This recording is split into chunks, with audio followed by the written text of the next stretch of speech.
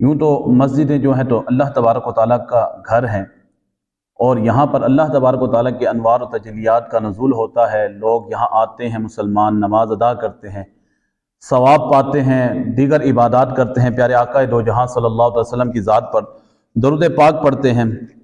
لیکن قرآن مجید فرقان حمید نے ایک ایسی مسجد کا ذکر کیا ہے جسے نقصان دینے والی مسجد قرار دیا ہے۔ سورۃ التوبہ میں اللہ تبارک و تعالیٰ ارشاد فرماتا ہے، بسم اللہ الرحمن الرحیم۔ ترجمہ قرآن: اور کچھ منافق وہ ہیں جنہوں نے نقصان پہنچانے کے لیے اور کفر کے سبب اور مسلمانوں میں تفرقہ ڈالنے کے لیے اور اس شخص کے انتظار کے لیے مسجد بنائی جو پہلے سے اللہ اور اس کے رسول کا مخالف ہے، اور وہ ضرور قسمیں کھائیں گے کہ ہم نے تو صرف بھلائی کا ارادہ کیا تھا، اور اللہ گواہ ہے کہ وہ بے شک جھوٹے ہیں۔ سورۃ التوبہ میں اللہ تبارک و تعالیٰ نے ایک ایسی مسجد کا ذکر فرمایا کہ جس کے بارے میں فرمایا کہ یہ مسجد ضرار ہے، یعنی نقصان دینے والی مسجد۔ ہوا کچھ یوں کہ مسجد قباء کے قریب کچھ منافقین نے ایک مسجد تعمیر فرمائی۔ یہ وہی مسجد ہے کہ جسے اللہ تبارک و تعالیٰ نے قرآن مجید فرقان حمید میں مسجد ضرار کہا، یعنی کہ نقصان دینے والی مسجد۔ اب اس مسجد کے حوالے سے جو واقعہ ہے وہ اس طرح ہے کہ منافقوں نے یہ مسجد اس لیے تعمیر کی کہ تاکہ ہم یہاں پر لوگوں کو اکٹھا کریں گے، پیارے آقا دو جہاں صلی اللہ علیہ وسلم کے ان کو مخالف کریں گے، صحابہ کے خلاف ان کو بھڑکائیں گے، تو پھر ایسا ایک ٹائم آئے گا کہ ہم جب لوگوں کو جمع کر لیں گے اس مسجد میں اور مسلمانوں میں تفرقہ ڈال لیں گے، تو اس وجہ سے ہم جو ہے تو حضور علیہ الصلوۃ والسلام اور صحابہ کرام پر غالب آ جائیں گے اور ان کو یہاں سے نکال لیں گے۔ اللہ تبارک و تعالیٰ نے اس مسجد کے بارے میں ذکر کرنے کے بعد اپنے پیارے محبوب علیہ الصلوۃ والسلام کو وحی فرمائی کہ اے پیارے محبوب علیہ الصلوۃ والسلام، آپ نے اس مسجد میں نماز ادا نہیں فرمانی۔ وہ اس وجہ سے کہ یہ منافقوں نے مسلمانوں کے خلاف بنائی ہے تاکہ مسلمانوں میں تفرقہ بن جائے۔ اب پیارے آقا علیہ الصلوۃ والسلام کو جب یہ وحی کے ذریعے معلوم ہوا تو حضور علیہ الصلوۃ والسلام نے اپنے پیارے صحابہ کرام رضوان اللہ تعالی علیہم اجمعین کو یہ کہا کہ ایسا کرو کہ اس مسجد کو گرا دو۔ صحابہ کرام نے حکم کی تعمیل کرتے ہوئے، اس کی تکمیل کرتے ہوئے اس مسجد کو گرا دیا۔ اب یہاں سے ہمیں سبق کیا ملتا ہے کہ ہر مسجد اللہ کا گھر نہیں ہوا کرتی۔ مسجد وہی اللہ کا گھر ہے جس میں اللہ کا ذکر کیا جائے۔ مسجد وہی اللہ کا گھر ہے جس میں پیارے آقا علیہ الصلوۃ والسلام کی شانیں بیان کی جائیں۔ مسجد وہی اللہ کا گھر ہے جس میں پیارے آقا دو جہاں صلی اللہ علیہ وسلم کی تعریفیں بیان کی جائیں۔ وہی مسجد اللہ کا گھر ہے جس میں صحابہ کرام کے فضائل بیان کیے جائیں، اہل بیت کے فضائل بیان کیے جائیں۔ ایسی مسجدیں جہاں پر دین کے مخالف کام کیے جائیں، اسلام کے مخالف کام کیے جائیں، وہ مسجدیں اللہ کا گھر نہیں ہوا کرتی بلکہ وہ نقصان دینے والی مسجدیں ہوا کرتی ہیں۔ عام طور پر ہم دیکھتے ہیں لوگوں کو سنتے ہوئے یہ باتیں، لوگ کہتے ہیں جی مسجد ہی ہے، نماز ہی پڑھنی ہے، وہ بھی قرآن پڑھتے ہیں، ہم بھی قرآن پڑھتے ہیں، لہٰذا کیا اس میں بری بات ہے کہ ہم فلاں مسجد میں چلے جائیں۔ ہم عقیدے کا فرق نہیں کرتے، ہم لوگوں کو نہیں دیکھتے کہ آیا یہ جو مسجد میں بندہ بیٹھا ہے یہ پیارے آقا دو جہاں صلی اللہ علیہ وسلم کے بارے میں عقیدہ کیا رکھتا ہے، آیا یہ جو مسجد میں بندہ ہے یہ امام جو ہے یہ پیارے صحابہ کرام کے بارے میں عقیدہ کیا رکھتا ہے، اہل بیت کے بارے میں یہ کیا عقیدہ رکھتا ہے۔ بس ہمیں غرض ہوتی ہے جی نماز ہی ادا کرنی ہے، مسجد ہی میں ادا کرنی ہے تو پڑھ لینی چاہیے۔ اگر ایسی بات ہوتی تو اللہ تبارک و تعالیٰ اپنے محبوب علیہ الصلوۃ والسلام کو اس مسجد میں نماز ادا کرنے سے منع نہ فرماتا، اور پھر پیارے آقا علیہ الصلوۃ والسلام یہ بھی کر سکتے تھے کہ وہاں سے منافقوں کو نکال دیتے، مسجد کو باقی رہنے دیتے، لیکن پیارے آقا علیہ الصلوۃ والسلام نے ان منافقوں کو بھی وہاں سے نکالا اور اس مسجد کو بھی گرا دیا۔ اچھا، اب ہم یہ بھی کہتے ہیں کہ فلاں بھی تو قرآن پڑھتا ہے، فلاں بھی تو حدیث پڑھتا ہے، لہٰذا کیا بری بات ہے کہ ہم اس کی بات کو سن لیں یا اس کے قرآن کو سن لیں یا اس کے پیچھے چلیں۔ تو اس کے متعلق بھی ترمذی شریف میں یہ حدیث موجود ہے، ابن ماجہ میں یہ حدیث موجود ہے، ابو داؤد میں بھی یہ حدیث موجود ہے، اور مشکات شریف نے بھی اس حدیث کو نقل کیا ہے امام بخاری اور امام مسلم سے، اور متفق علیہ یہ حدیث ہے، یعنی امام بخاری اپنی بخاری شریف میں بھی لے کر آئے، امام مسلم اپنی مسلم شریف میں بھی لے کر آئے۔ اب حدیث پاک کیا ہے؟ مولا کائنات مولا علی المرتضیٰ شیر خدا مشکل کشا رضی اللہ تعالیٰ اس حدیث کے راوی ہیں۔ آپ فرماتے ہیں کہ حضور علیہ الصلوۃ والسلام نے ارشاد فرمایا کہ ان قریب ایک ایسا زمانہ آنے والا ہے کہ اس میں نوجوان لڑکے ہوں گے جو بے وقوف ہوں گے، نوجوان لڑکے ہوں گے۔ اب اس حدیث کو سنتے جائیے اور آج اپنے ارد گرد کے ماحول کو دیکھتے جائیے کہ نوجوان لڑکے ہوں گے، بے وقوف ہوں گے، اور وہ دنیا کا سب سے بہترین کلام یعنی قرآن مجید اور حدیث پڑھا کریں گے، حدیث بھی پڑھیں گے، قرآن بھی پڑھیں گے، اور لوگوں کو دعوت دیں گے آؤ قرآن کی طرف آؤ، آؤ حدیث کی طرف آؤ۔ پیارے آقا دو جہاں صلی اللہ علیہ وسلم نگاہ نبوت سے 1400 سال پہلے یہ چیزیں دے کر ہمیں بتا گئے کہ وہ قرآن بھی پڑھیں گے، حدیث بھی پڑھیں گے، نوجوان لڑکے ہوں گے، بے وقوف ہوں گے، ہوگا کیا کہ قرآن اور حدیث ان کے حلق سے نیچے نہیں اترے گی، یعنی وہ ایمان کا ذائقہ نہیں چکھ سکیں گے، ایمان ان کے دلوں میں نہیں ہوگا۔ پیارے آقا علیہ الصلوۃ والسلام نے فرمایا کہ ایسے لوگ دین سے اس طرح خارج ہوں گے جیسے تیر شکار سے خارج ہو جاتا ہے۔ اور پھر یہاں تک بات نہیں رہی، بلکہ آقا علیہ الصلوۃ والسلام نے آگے مزید ارشاد فرمایا کہ تم انہیں جہاں بھی دیکھو ان کو قتل کرو، ان کے خلاف جہاد کرو، کہ جو لوگ ان کے خلاف جہاد کریں گے اللہ تبارک و تعالیٰ نے قیامت کے دن اس پر اجر و ثواب عطا فرمائے گا۔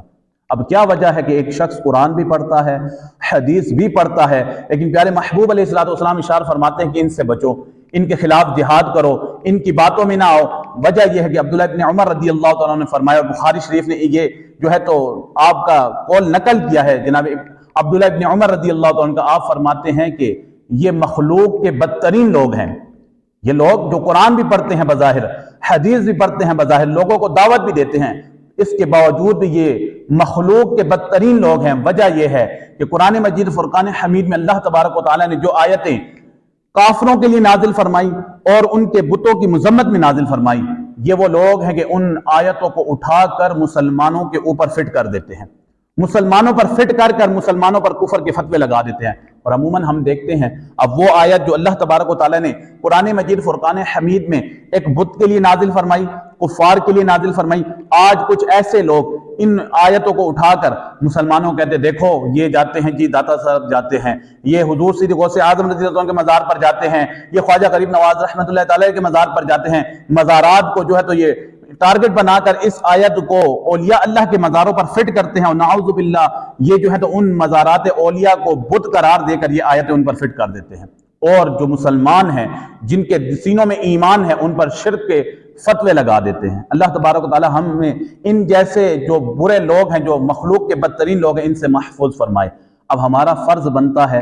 کہ ہم دیکھیں کہ ہمارے ارد گرد ایسے لوگ موجود ہیں، اور یقیناً موجود ہے۔ آج آپ دیکھتے ہوں گے نوجوان ہے، موبائل ہاتھ میں ہے، پکڑی ہوئی ہے جی قرآن آ کے بتاتا ہے جی آؤ دیکھو قرآن میں تو یہ لکھا ہے، بخاری شریف کھول کے بتاتا ہے آؤ جی بخاری میں تو یہ لکھا ہے، جو ہے مسلم میں بتاتا ہے دیکھو جی مسلم میں یہ، موبائل میں جو ہے تو حدیث کی کتابیں اردو میں ڈاؤن لوڈ کی ہیں۔ اگر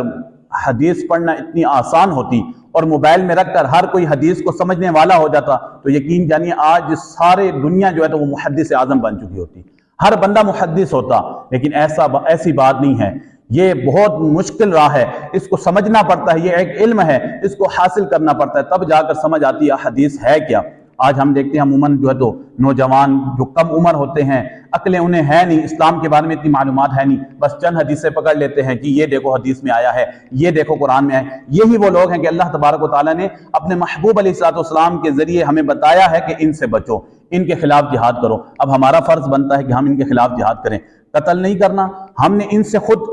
کو بچانا ہے، اپنی نسلوں کو بچانا ہے۔ اب نسلوں کو کس طرح بچانا ہے؟ اگر میرا بیٹا نعوذ باللہ خدا نہ کرے ایسا ہے کہ وہ جو ہے تو انبیاء علیہ الصلوۃ والسلام کے خلاف زبان دراز کرتا ہے، یا میرا بھائی یا میرا باپ یا کوئی بھی ہو ایکس وائی زیڈ، کوئی بھی اپنی فیملی میں ایسا بندہ ہو جو ان مقدس ہستیوں پر اپنی زبان کو دراز کرتا ہے تو ہمیں چاہیے ہم اسے روکیں، اگر وہ باز نہیں آتا تو سختی سے روکیں۔ اب آپ کہیں گے جی کہ میں آپ کو پرتشدد جو ہے تو بنا رہا ہوں، آپ کو تشدد کرنے پر اکسا رہا ہوں، ایسی بات نہیں ہے۔ یہ طریقہ بھی صحابہ کرام کا طریقہ ہے۔ تفسیر قرطبی میں امام قرطبی میں یہ ایک روایت نقل فرمائی ہے کہ جناب ابوبکر صدیق رضی اللہ تعالیٰ عنہ جو کہ سب سے نرم مزاج صحابی ہیں، تمام صحابہ کرام میں آپ کا مزاج بہت نرم مزاج ہے، آپ بہت دھیمے مزاج کے انسان تھے۔ اب ہوا کیا کہ ایک دن آپ کے والد جناب ابو قحافہ جو صحابی رسول ہیں، لیکن یہ قصہ اس وقت کا ہے کہ جب ابو قحافہ جناب ابوبکر صدیق کے والد ایمان لے کر نہیں آئے، ایک دن حضور علیہ الصلوۃ والسلام کی شان میں ہلکی بات کر دی۔ ہلکی بات کرتے ہی جناب ابوبکر صدیق رضی اللہ عنہ جلال میں آ گئے، اس قدر جلال فرمایا کہ آپ نے اپنے والد صاحب کے چہرے پر دھپڑ دے مارا،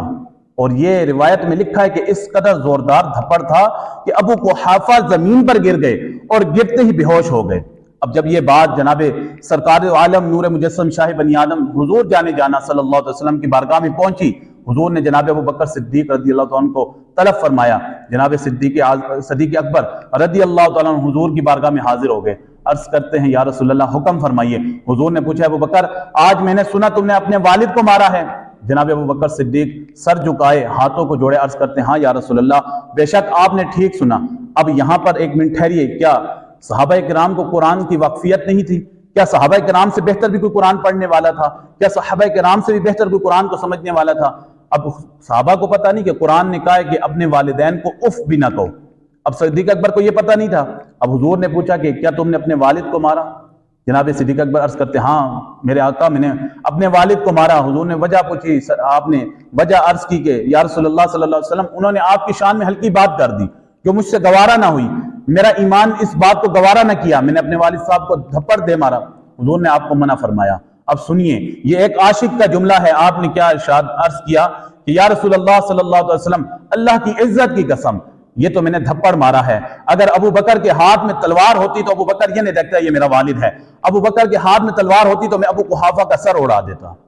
یہ ہے صحابہ کرام کے حضور سے محبت، اور ایمان کامل ہی تب ہوتا ہے جب ہم اپنی ہر چیز سے بڑھ کر سرکار سے محبت کر لیں گے۔ اگر آپ کا بیٹا، آپ کا بھائی، آپ کا کوئی بھی رشتہ دار سرکار کے بارے میں بات کرے، صحابہ کے بارے میں بات کرے، اہل بیت کے بارے میں بات کرے، ہمارا فرض ہے کہ ہم اس کا بائیکاٹ کر دیں، ہم اس کے ساتھ سختی سے پیش آئیں۔ اللہ تبارک و تعالیٰ سے دعا ہے کہ اللہ تعالیٰ ہمیں ان باتوں پر عمل کرنے کی توفیق عطا فرمائے، اور دور حاضر میں جتنے بھی فتنے ہیں، چاہے وہ انجینئر فتنہ ہو یا اور دیگر جتنے فتنے ہوں، اللہ تعالیٰ ہمیں ان سے محفوظ فرمائے۔ آمین بجاہ النبی الامین صلی اللہ تعالیٰ علیہ وسلم۔